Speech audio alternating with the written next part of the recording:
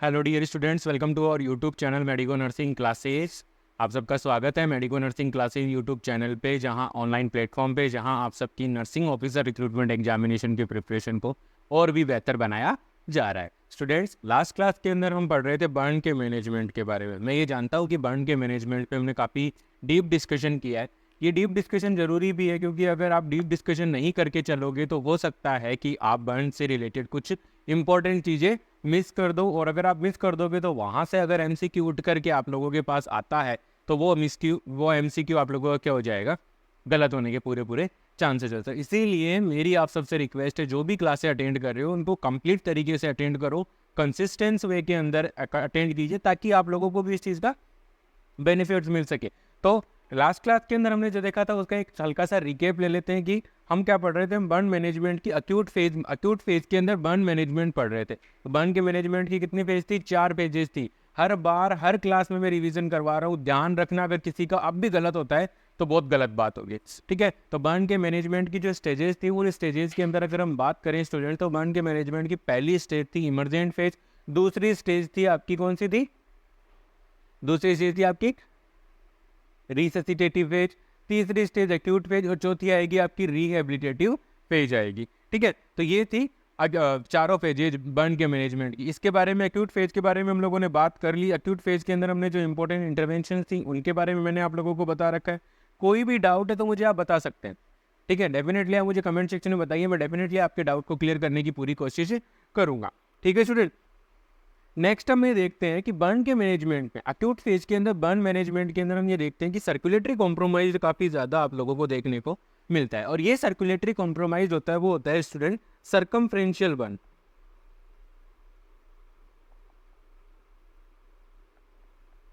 Circumferential burn के अंदर ये सर्कुलेटरी कॉम्प्रोमाइज है वो कुछ ज़्यादा ही रहता है। तो इसीलिए यहाँ पर हम दो प्रोसीजर करते हैं, जिन प्रोसीजर्स का यूज़ करके हम क्या करते हैं स्टूडेंट, सर्कमफ्रेंशियल बर्न को हम क्या करते हैं, ट्रीट करते हैं। सर्कमफ्रेंशियल बर्न की वजह से क्या होता है, टर्निक्वेंट लाइक इफेक्ट कोज होता है, और टर्निक्वेंट लाइक इफेक्ट कोज होने की वजह से जो डिस्टिल पोर्शन है, बर्न होने के एरिया के जो डिस्टिल का पोर्शन है, वहाँ पे क्या नहीं होती, प्रॉपर ब्लड सप्लाई नहीं होती, और प्रॉपर ब्लड सप्लाई न होने की वजह से वहाँ पे नेक्रोसिस वगैरह होने के क्या रहते हैं स्टूडेंट्स, चांसेस रहते हैं। तो इसीलिए हम क्या करते हैं, हम क्या करेंगे, हम ये काम करेंगे कि हम कुछ इंपॉर्टेंट प्रोसीजर्स होते हैं, उन प्रोसीजर्स को हमें क्या करना है, with the help of doctor, with the help of health care provider, ये प्रोसीजर परफॉर्म करने। हमें एज ए नर्स हमारा मेन फंक्शन होगा कि हमें जो डिस्टिल पोर्शन है उसके अंदर जो सर्कुलेटरी कॉम्प्रोमाइज हो रहा है उसको हमें नोट करना है, और नोट करके हमें क्या करना है, डॉक्टर को बताना है। तो सबसे पहले इंपॉर्टेंट प्रोसीजर होता है उसके अंदर, एक नंबर का जो प्रोसीजर है वो है आपका एस्केरेटोमी। एस्केरेटोमी सबसे इंपॉर्टेंट प्रोसीजर है, याद रखिएगा, बहुत बार इसमें एमसीक्यू बनता है कि एस्केरेटोमी, आपको एस्केरेटोमी की डेफिनेशन दे देगा, उसके बाद जो एबीसीडी है उसके अंदर ऑप्शन देगा कि एस्केरेटोमी क्या है, फेशियोटोमी क्या है, ठीक है, डिब्राइडमेंट क्या है। तो वो सारी चीज़ें आप लोगों को क्या करनी है, ध्यान में रखनी है। तो एस्केरेटोमी के बारे में हम पढ़ चुके। किसी भी स्टूडेंट को एस्केरेटोमी से रिलेटेड कोई भी डाउट है, प्लीज़ आप मुझे कमेंट सेक्शन में बताओ, मैं डेफिनेटली आपके डाउट को क्लियर करने की पूरी कोशिश करूंगा। एस्केरेटोमी के बाद हम लोगों ने 2 नंबर पे पढ़ा, क्या पढ़ा, हम लोगों ने पढ़ा था फेशियोटोमी। तो फेशियोटोमी लास्ट क्लास के अंदर हम लोगों ने स्टडी किया था। फेशियोटोमी के अंदर क्या करते हैं, हम एक इंसिजन लगाएंगे, एक्सटेंडेड इंसिजन, मतलब काफ़ी लंबा, काफ़ी डीप इंसिजन रहता है, और वो इंसिजन इतना डीप होना चाहिए कि मसल्स की फेशिया और सबक्यूटेनियस टिश्यू, ठीक है, वो इंसिजन इतना डीप होना चाहिए कि वो इंसाइज करें या उनको वहाँ पर क्या कट में लगाए, ठीक है। कट लगाएगा तो फेशिया कट होनी चाहिए, साथ के साथ सबक्यूटेनियस टिश्यू आपका कट होना चाहिए। ध्यान रखना, एस्केरेटोमी के अंदर हम फेशिया और सबक्यूटेनियस टिश्यू तक नहीं, डीप नहीं जा रहे थे। ये इंपॉर्टेंट चीज़ है यहाँ पे, ये दोनों के अंदर डिफरेंस हो रहा है, ठीक है। तो सबक्यूटेनियस टिश्यू और फेशिया, ये दोनों चीज़ें आप लोगों को क्या करनी है, ध्यान में रखनी है। ये दोनों चीज़ें क्या करनी है, आप लोगों को ध्यान में रखनी है, ताकि आप एस्केरेटोमी और फेशियोटोमी के अंदर डिफरेंस कर पाओ, ठीक है स्टूडेंट। उसके बाद हम क्या करें, फेशियोटोमी परफॉर्म करने के बाद हमें क्या करना है, हमें एडिक्वेट टिश्यू परफ्यूजन, अगर मान लीजिए एस्केरेटोमी करी, एस्केरेटोमी करने के बाद एडिक्वेट टिश्यू परफ्यूजन नहीं आया, मतलब देखना, सबसे पहले मान लीजिए सर्कुलेटरी कॉम्प्रोमाइज था पेशेंट, हमारे पास क्या था, circulatory compromise. 1 second student, 1 second बस। पेशेंट क्या था, सर्कुलेटरी कॉम्प्रोमाइज।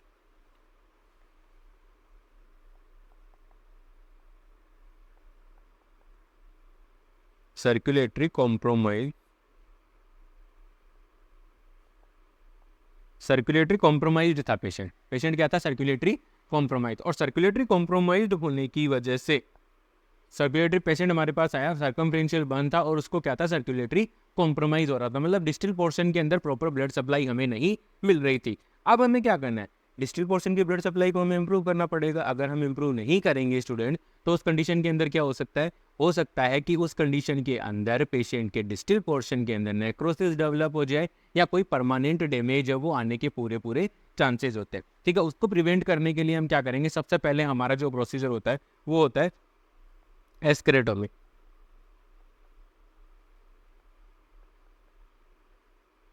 सबसे इंपॉर्टेंट जो प्रोसीजर होता है वो होता है हमारा एस्केरेटोमी। एस्केरेटोमी परफॉर्म करने के बाद भी अगर, ठीक है, अब है एस्केरेटोमी परफॉर्म करी, performed एस्केरेटोमी,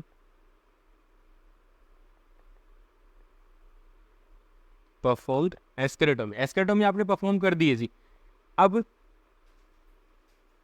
circulatory compromise, circulatory compromise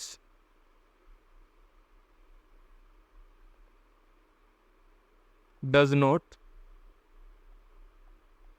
relieve, circulatory compromise है वो डज नॉट रिलीव, वो रिलीव नहीं हुआ। अब सर्कुलेटरी कॉम्प्रोमाइज अगर रिलीव नहीं हुआ है तब हमारे पास लास्ट ऑप्शन बचता है, एस्केरेटोमी परफॉर्म करी, एस्केरेटोमी परफॉर्म करने के बाद भी हमारे पेशेंट को कोई रिलीव नहीं हुआ।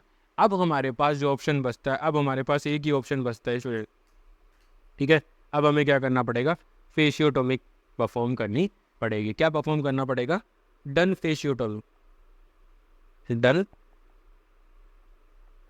फेशियोटोमी। अब हमें क्या करना है, फेशियोटोमी परफॉर्म कर देंगे। अगर अब हम फेशियोटोमी कर देंगे, फेशियोटोमी, एस्केरेटोमी के अंदर हम क्या कर रहे थे, removal of dead and burn tissue from the, कहाँ से बर्न कर, कहाँ से रिमूव कर रहे हो, कहाँ से remove, from the burn area, from the burn area. Burn area के ऊपर आप क्या कर रहे हो, बर्न एरिया से जो डेड टिश्यूज थे, जो टिश्यू बर्न हो चुका था, उसको आप क्या कर रहे हो, हटा रहे थे। उसको आप इसलिए हटा रहे थे ताकि उस एरिया की ब्लड सप्लाई भी इंप्रूव हो जाएगी, और दूसरा क्या हो जाएगा, आपका जो बैक्टीरियल ग्रोथ है, जो डेड टिश्यू के नीचे जो बैक्टीरिया ग्रोथ कर सकते हैं डेड टिश्यू के साथ, तो वो बैक्टीरियल ग्रोथ क्या हो जाती है स्टूडेंट्स, कम हो जाएगी। तो इसीलिए हमें हमेशा ध्यान रखना है कि हमें एक इम्पोर्टेंट है कि हमें एस्केरेटोमी सबसे पहले परफॉर्म करनी है। उसके बाद अब अगर एस्केरेटोमी के बाद भी अगर आपका सर्कुलेटरी कॉम्प्रोमाइज रिलीव नहीं हुआ है, तो उस कंडीशन के अंदर हमें क्या करना पड़ेगा, हमें करना पड़ेगा फेशियोटोमी। तो फेशियोटोमी में क्या होगा, एक एक्सटेंडेड इंसिजन,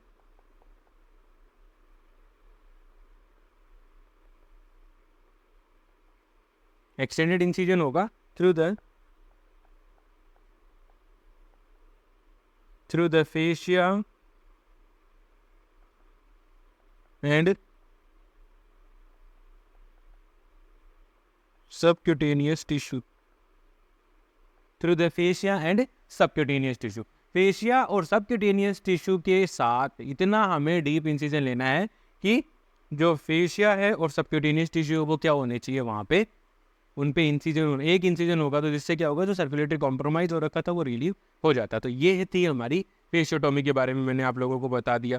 ठीक है, ये फेशियोटोमी का इंसिजन है, आप देख सकते हो इसके अंदर, इमेज के अंदर देखो, ये वाला जो पोर्शन है वो मसल्स है आपकी, ठीक है, जो भी आपकी जो मसल्स है वो देखने को मिल रही है, फोर आर्म की जो मसल्स होती हैं वो मसल देखने को मिल। तो ये यहाँ पे क्या किया, जो मसल्स के ऊपर की जो फेशिया थी उसको हमने कट कर दिया, तो जो मसल्स के अंदर एडिमा है वो मसल्स आराम से रिलैक्स रह सकती है। ठीक है, उनके अंदर स्वेलिंग है वो फूल चुकी हैं, वो एक्सटेंड हो चुकी हैं, वो एनलार्ज हो चुकी हैं। लेकिन अब हमें क्या करना है, अब ये आराम से रह पाएंगे। आराम से रहने का मतलब है कि इनके अंदर कोई कॉम्प्रोमाइज़ नहीं होगा। एक तो आप 1 किलो की जगह 1.5 किलो घुसाने की कोशिश कर रहे हो, तो वो फेशियोटोमी की जरूरत पड़ी। ठीक है, तो अब ये क्या क्या किया, जहां पर आप लोगों ने ये किया ना, जहां पर आप लोगों ने ये इंसिजन लगाया, उससे क्या हुआ, यहाँ की जो डीप ब्लड वेसल थी, अब जैसे यहाँ पर मैं आप लोगों को बताना चाहता हूँ कि यहाँ पर जो सबसे पहले जो मोस्ट कॉमनली जो ब्लड वेसल्स मिलेंगी आप लोगों को, तो ये आएगी आपकी रेडियल और ये आएगी आपकी ulnar artery.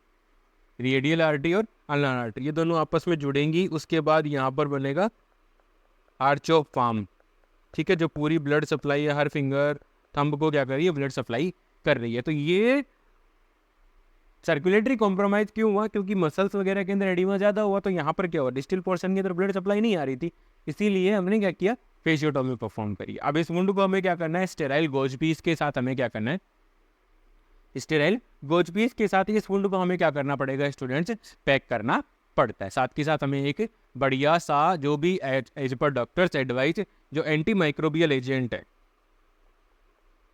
Anti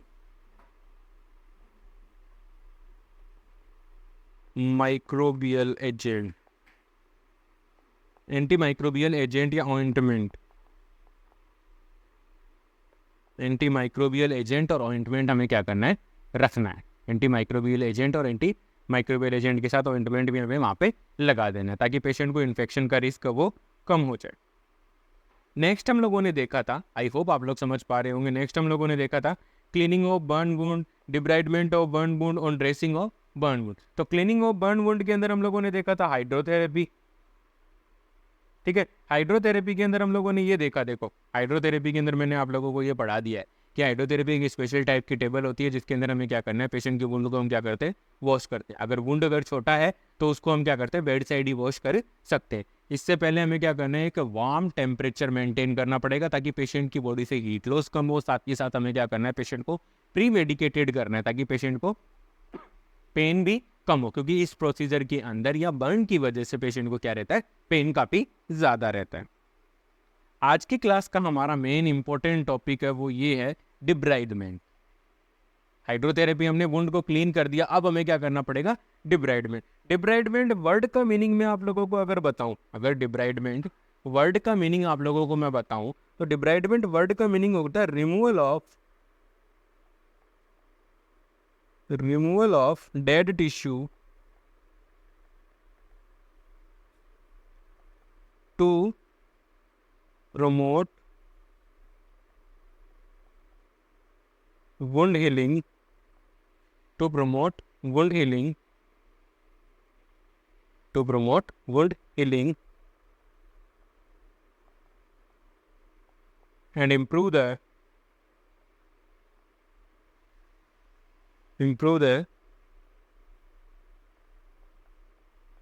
blood supply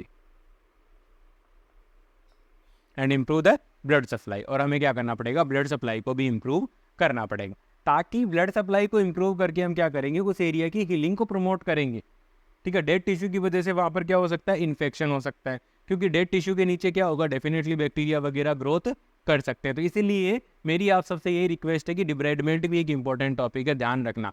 फेशियोटोमी, hydrotherapy, एस्केरेटोमी, debridement, ये काफ़ी इंपॉर्टेंट टॉपिक्स है, यहाँ से बहुत बार क्वेश्चन पूछे जाते हैं। तो स्टूडेंट्स, डिब्राइडमेंट की अगर हम लोग बात करें, तो डिब्राइडमेंट की जब हम बात करेंगे, तो स्टूडेंट देखो डिब्राइडमेंट की बात करते हैं, तो डिब्राइडमेंट में आप देखोगे कि डिब्राइडमेंट के कुछ टाइप्स हैं। डिब्राइडमेंट के क्या है, कुछ टाइप्स है। डिब्राइडमेंट के क्या है, कुछ टाइप्स है। तो डिब्राइडमेंट के टाइप्स में पहला टाइप आता है आपका मैकेनिकल डिब्राइडमेंट। पहला क्या है, मैकेनिकल डिब्राइडमेंट। तो मैकेनिकल डिब्राइडमेंट के अंदर हम क्या करते हैं, ब्लेड और आपका फोर्सेप लेकर के या सीजर लेकर के हम खुद उसको हटाते हैं, नॉन वायबल टिश्यूज को, ठीक है। Use of an outside force to remove the non viable tissue, जो डेड टिश्यूज है उनको हटाने के लिए हम क्या करते हैं, हमारी फोर्सेप और सीजर का या ब्लेड का, सर्जिकल ब्लेड का यूज करते हैं और उनको हम हटाते चलते हैं। जैसे मान लीजिए मेरे साथ में एक फोर्सेप है और ये एक ब्लेड होगी या सीजर होगी, तो इससे हम क्या करेंगे, टिश्यू को पकड़ेंगे फोर्सेप से, ठीक है, और उसके बाद हम उसको एक्सरसाइज कर देंगे। तो वो क्या कहलाता है, आपका मैकेनिकल डिब्राइडमेंट। मैकेनिकल का मतलब हमने अपनी शक्ति का यूज किया, यहाँ पे हमने हमारी पावर का यूज किया, आउटसाइड फोर्स, ठीक है, आउटसाइड फोर्स का यूज करके। तो जो डिब्राइडमेंट का जो टाइप है उसमें ध्यान रखना, मैकेनिकल डिब्राइडमेंट में हमने उसको खींच के निकाल दिया, ठीक है, इंस्ट्रूमेंट्स के हेल्प से। नेक्स्ट है कि एग्जाम्पल की बात करें, wet to dry gauze, wound irrigation, whirlpool, pulse lavage, ठीक है। तो ये सारे इसके क्या है, एग्जाम्पल है। Wet to dry gauzes, wound irrigation है, वर्लपूल है, पल्स लेवेज है, ये सारे इसके एग्जाम्पल है। नेक्स्ट वन आता है, पहला हो गया मैकेनिकल, मतलब आउटसाइड फोर्स का यूज करके हम अगर डेड टिश्यू को हटा रहे तो वो कौन सा डिब्राइडमेंट कहलाता है, वो कहलाता है आपका मैकेनिकल डिब्राइडमेंट, वो कौन सा डिब्राइडमेंट कहलाता है आपका? मैकेनिकल। नेक्स्ट आता है आपका एंजाइमेटिक डिब्राइडमेंट। नेक्स्ट आपका आता है एंजाइमेटिक। एंजाइमेटिक के नाम से ही आप लोग समझ पा रहे होंगे कि एंजाइमेटिक का मतलब है जो कॉमर्शियली प्रिपेयर्ड, मेनली फार्मास्यूटिकल जो कंपनी जो कुछ एंजाइम की ऐसी प्रिपरेशन बनाती हैं, कुछ जेल होते हैं, कुछ आपकी ऑइंटमेंट्स होते हैं, उनको अगर हम उनके ऊपर अप्लाई करेंगे, जो डेड टिश्यूज है उनके ऊपर अप्लाई करेंगे तो क्या होंगी? वो क्या कर देती है? Digest the non viable tissue. Digest the non viable tissue, जो टिश्यू जिंदा नहीं है, यानी कि जो डेड टिश्यू है उसको वो क्या करती है? डाइजेस्ट कर देती है। क्या कर देती है? डाइजेस्ट कर देती है। आई होप आप लोग समझ पा रहे होंगे। किसी भी स्टूडेंट को अगर क्लास से रिलेटेड कोई भी डाउट आ रहा है तो आप मुझे कमेंट सेक्शन में ज़रूर बताइए, मैं डेफिनेटली आपके डाउट को क्लियर करने की पूरी कोशिश करूँगा। ठीक है स्टूडेंट, तो एंजाइमेटिक में क्या है कि application of concentrated commercially application of concentrated commercially prepared enzymes to digest the non viable tissue। हम क्या करेंगे? जो commercially prepared आपके एंजाइम्स की प्रिपरेशंस आती है, जो कॉमर्शियली प्रिपेयर्ड एंजाइम्स की जो प्रिपरेशन आ रही है, उन प्रिपरेशंस को हमें क्या करना है? डायरेक्टली जो डेड टिश्यू है, बर्न एरिया है, उसके ऊपर हमें अप्लाई करना है।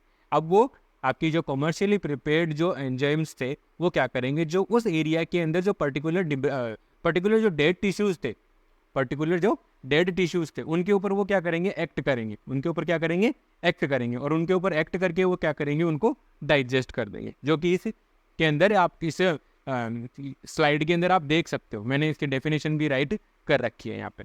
ठीक है, नेक्स्ट वन है कोलेजिनेज, जिसका एग्जाम्पल आ गया है। ठीक है, कोलेजिनेज। ठीक है, तो ध्यान रखने की बात है स्टूडेंट्स, तो डिब्राइडमेंट के टाइप में पहला मैकेनिकल में bye using the external force, हम एक्सटर्नल फोर्स का यूज करके, आउटसाइड फोर्स का यूज करके हम क्या कर रहे हैं? डेड टिश्यू को रिमूव कर रहे हैं। दूसरा एंजाइमेटिक में हम क्या कर रहे हैं? एप्लीकेशन है कंसंट्रेटेड एंजाइम्स की प्रिपरेशन होती है, कॉमर्शियली प्रिपेयर्ड एंजाइम्स होते हैं, उनको हमें क्या करना है? उनको हमें अप्लाई करना है। ठीक है, अप्लाई करेंगे तो डेड टिश्यू निकल जाएंगे। नेक्स्ट आता है आपका शार्प। तो शार्प के अंदर क्या है? By using the sharp instruments to remove the non viable tissue. अब हमें क्या करना है? शार्प इंस्ट्रूमेंट, जो मैंने पहले आप लोगों को मैकेनिकल में बता रखा है, तो मैकेनिकल के अंदर हम क्या करते हैं? फोर्स से, सिर्फ अपने हाथों से खींच लिया या किसी फोर्सेप से पकड़ के हटा लिया, तो फोर्स अपने खुद ने एक्सटर्नली फोर्स अप्लाई किया। शार्प डिब्राइडमेंट के अंदर क्या आएगा? स्कैल्पल, सीजर और क्यूरेट, इनका यूज करके अगर आप डेड टिश्यू को रिमूव कर रहे हो, किसका? स्कैल्पल यानी ब्लेड, सीजर यानी सब जानते हैं। ठीक है, सीजर का सब जानते हैं। ठीक है, नेक्स्ट है क्यूरेट का यूज करके। क्यूरेट का यूज करके भी हम क्या कर सकते हैं स्टूडेंट्स? क्यूरेट का यूज करके हम क्या कर सकते हैं? डिब्राइडमेंट कर सकते हैं। क्यूरेट का यूज करके भी हम क्या कर सकते हैं? डिब्राइडमेंट कर सकते हैं। तो अगर हम इन इंस्ट्रूमेंट्स का यूज करते हैं, अगर हम इन सारे इंस्ट्रूमेंट्स का यूज करते हैं, तो उस कंडीशन के अंदर क्या होगा? अगर शार्प इंस्ट्रूमेंट्स का यूज करते हुए हमें डेड टिश्यू को रिमूव करना है, तो हम क्या करेंगे? इसे कौन सा डिब्राइडमेंट कहेंगे? Sharp debridement. आई होप आप लोगों को समझ में आ रहा होगा। अगर किसी भी स्टूडेंट को समझ में नहीं आता है, आप कमेंट सेक्शन में मेरे को जरूर बताइए, मैं डेफिनेटली आपके डाउट को क्लियर करने की पूरी कोशिश करूंगा। ठीक है, नेक्स्ट वन आता है ऑटोलाइटिक। जैसा कि इसके नाम से ही पता चल रहा है, ऑटोलाइटिक की अगर मैं बात करूं आप लोगों के साथ, तो ऑटोलाइटिक की अगर हम बात करेंगे तो use of body oven enzyme definite है। जैसा कि आप सब समझ रहे हो, आप सब जानते भी हो कि हमारी बॉडी, हमारी स्किन है वो टोटल धीरे धीरे करके 25 डेज के अंदर कंप्लीट रिप्लेस होती है। इसमें बॉडी अपने आप भी क्या कर रही है? रिप्लेस करती है।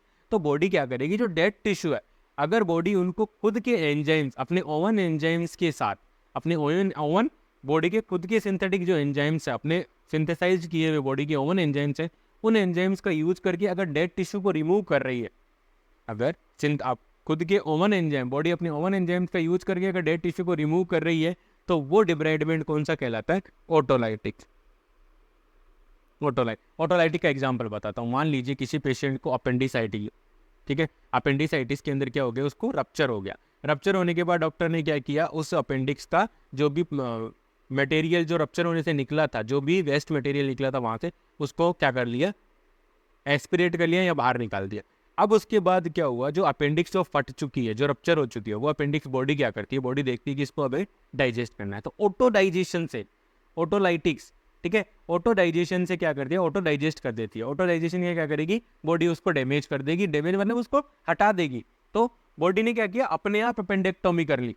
ठीक है, तो वो क्या कहलाता है, ऑटोलाइटिक। यहाँ पर मैं आप लोगों को समझाना चाह रहा हूँ कि अगर हमारी बॉडी खुद के एंजाइम्स का यूज करके अगर जो नॉन वायबल टिश्यू हैं, जो आपके डेड टिश्यूज हैं बर्न वुंड के ऊपर, उनको अगर बॉडी डैमेज उनको अगर रिमूव कर रही है, तो वो क्या कहलाता है आपका ऑटोलाइटिक। ठीक है, देखिए इसके अंदर the use of body's own enzyme, अपने खुद के एंजाइम्स का यूज कर रही है in wound fluid along with the moisture retentive dressing to degrade the non viable tissue. मतलब अपने ओवन एंजाइम्स का यूज करके, ओवन फ्लूइड्स का यूज करके, ड्रेसिंग का यूज करके क्या कर रही है बॉडी, क्या कर रही है अपने जो नॉन वायबल टिश्यूज हैं उनको अगर हटा रही है, तो वो कौन सा डिब्राइडमेंट कहलाता है, वो आपका डिब्राइडमेंट कहलाएगा स्टूडेंट्स, कौन सा, आपका ऑटोलाइटिक। आई होप आप लोगों को याद हो रहा होगा, समझ में आ रहा होगा। देखो स्टूडेंट, यहाँ पर आप लोगों से पूछा जा सकता है ABCD के अंदर ABCD, आप लोगों से ये पूछा जा सकता है कि डिब्राइडमेंट का टाइप कौन सा है, कौन सा डिब्राइडमेंट है वो मैकेनिकल होता है, या कौन सा डिब्राइडमेंट के अंदर हम शार्प इंस्ट्रूमेंट, यहाँ से इस प्रकार के MCQ आप लोगों को देखने को मिल सकते हैं। बट मोस्ट कॉमनली यहाँ से MCQ आता है, एक ये आता है, एक ये आता है। तो ये तीन क्या होते हैं, ज़्यादा इंपॉर्टेंट होते हैं। थोड़ा सा आपको इनके ऊपर ज़्यादा फोर्स देना है ताकि आप इन चीज़ों को समझ सको, याद रख सको। It's very very very important my dear students. अगर किसी को कोई डाउट आता है, क्लास अटेंड करें, उसके बाद भी अगर अटेंड करने के बाद डाउट आ रहा है तो आप मुझे कमेंट सेक्शन में ज़रूर बता सकते हैं। मैं आपके डाउट को क्लियर करने की पूरी कोशिश करूँगा। मैं आपके डाउट को क्लियर करने की पूरी कोशिश करूँगा। ठीक है, नेक्स्ट हमारे पास आता है बायोलॉजिकल डिब्राइडमेंट। नेक्स्ट हमारा जो डिब्राइडमेंट है, तो सॉरी, इसके अंदर हमने एग्जांपल्स नहीं पढ़े। Use of hydrocolloids, films, hydrogel and hypertonic dressing. अगर इन सारी चीज़ों का यूज करते हैं, अगर हम इन सारी चीज़ों का यूज करते हैं, तो बॉडी क्या करती है, ऑटो डाइजेस्ट कर देती है, यानी ऑटोलाइटिक डिब्राइडमेंट कर देती है। हाइड्रोलिक ड्रेसिंग्स का यूज करोगे, हाइड्रोकोलोइड्स का, ठीक है, और हाइपरटोनिक ड्रेसिंग्स का यूज करोगे, हाइड्रोजेल्स का यूज करोगे, तो बॉडी क्या करेगी, ऑटोलाइटिक डिब्राइडमेंट करके उन जो भी नॉन वायबल टिश्यूज है उनको क्या कर देती है, हटा देती है। नेक्स्ट वन हमारा आता है, आपका आता है इसमें बायोलॉजिकल डिब्राइडमेंट्स। तो बायोलॉजिकल डिब्राइडमेंट के अंदर क्या आता है कि medical maggots to remove the non viable tissue, application of medical graded maggots to remove maggots. हम क्या करेंगे, मैगोट्स का मतलब है कि जो कीड़े आ जाते हैं ना, कीड़े, ठीक है, आपने देखा होगा नॉर्मली अगर ह्यूमन बींग्स के अंदर भी मैगोट्स हो जाते हैं। ठीक है, अगर कोई वुंड है, डायबिटिक वुंड है, प्रेशर अल्सर, उनमें मैगोट्स बन जाते हैं। और आपने एनिमल्स के अंदर भी बहुत देखा होगा। तो हम क्या करेंगे यहाँ पे, medically graded application of medically graded maggots का मतलब जो मेडिकली जो हमारी बॉडी के खराब टिश्यू को खाएंगे, अच्छे टिश्यू को नहीं खाएंगे, उन मैगोट्स को हम क्या करते हैं, वुंड के ऊपर अप्लाई करते हैं। और उसके बाद वो क्या करते हैं, वो मैगोट्स क्या करेंगे, नॉन वायबल टिश्यू को क्या कर देंगे, रिमूव करेंगे। ठीक है, लार्वल डिब्राइडमेंट थेरेपी इसका अच्छा सा एक एग्जाम्पल है। कौन सा है, larval debridement therapy. I hope आप लोगों को स्टूडेंट ये समझ में आया होगा कि डिब्राइडमेंट क्या है, किस प्रकार से हमें ये डिब्राइडमेंट करना है। ठीक है, तो एक बार हम देख लेते हैं कि डिब्राइडमेंट के अंदर क्या था। डिब्राइडमेंट के अंदर क्या था, डिब्राइडमेंट का मतलब था कि रिमूवल ऑफ डेड टिश्यू। हमें क्या करना है, डेड टिश्यू को रिमूव करना है to promote the blood supply and to improve the wound healing. To improve the blood supply and promote the wound healing को हमें प्रमोट करने के लिए क्या किया हमने, जो भी डेड टिश्यू था उसको हमने क्या किया, रिमूव कर दिया। अब उसको रिमूव करने के जो टाइप्स थे या जो तरीके थे वो थे हमारे पास 5। तो उनमें सबसे पहला आता है मैकेनिकल। मैकेनिकल में हम क्या करते हैं, bye using the external force का यूज करके हम क्या कर रहे हैं, जो डेड टिश्यूज है, नॉन वायबल टिश्यू, उसको हम रिमूव कर रहे हैं। एंजाइमेटिक के अंदर हम क्या करते हैं, जो कॉमर्शियली प्रिपेयर्ड जो एंजाइम्स आते हैं उनको हम अप्लाई किया हमने वुंड के ऊपर, और उसके बाद क्या किया, उन एंजाइम्स ने रिएक्ट करके जो नॉन वायबल टिश्यू था उसको क्या कर दिया, रिमूव कर दिया। नेक्स्ट वन आता है आपका शार्प। शार्प के अंदर आप लोग देखोगे स्टूडेंट्स की, शार्प के अंदर आप देखोगे कि जो आप शार्प इंस्ट्रूमेंट्स होते हैं, जैसे कि स्कैल्पल है, आपका सीजर है, ठीक है, क्यूरेट है, इनका यूज करके अगर हम जो डेड टिश्यूज है, नॉन वायबल टिश्यू, उसको अगर रिमूव कर रहे हैं तो वो क्या कहलाता है, आपका शार्प डिब्राइडमेंट। ऑटोलाइटिक के अंदर आता है, बॉडी अपने खुद के एंजाइम्स और फ्लूइड का यूज करके अगर नॉन वायबल टिश्यू को रिमूव कर रही है तो वो ऑटोलाइटिक कहलाएगा, जैसे हाइड्रोकोलॉइड ड्रेसिंग है, हाइपरटोनिक ड्रेसिंग्स है। नेक्स्ट वन आता है आपका बायोलॉजिकल। बायोलॉजिकल के अंदर हम क्या करेंगे, जो मेडिकली ग्रेडेड मैगोट्स होते हैं उनको हम वुंड के ऊपर अप्लाई करेंगे, बर्न एरिया में अप्लाई करेंगे, उससे वो क्या करेंगे, मैगोट्स क्या करेंगे, मेडिकली ग्रेडेड मैगोट्स हैं। ये बात यहाँ पर जो इम्पोर्टेंट चीज वो ये है, मैगोट्स नहीं, मेडिकली ग्रेडेड मैगोट्स, जो क्या करेंगे, सिर्फ नॉन वायबल टिश्यू के ऊपर रिएक्ट करेंगे, और नॉन वायबल टिश्यू पे रिएक्ट करके वो क्या करते हैं, नॉन वायबल टिश्यू को क्या कर देते हैं, रिमूव करेंगे, और वहां पर वुंड हीलिंग को क्या कर देते हैं, प्रिवेंट करते हैं। आई होप आप लोगों को समझ में आया होगा।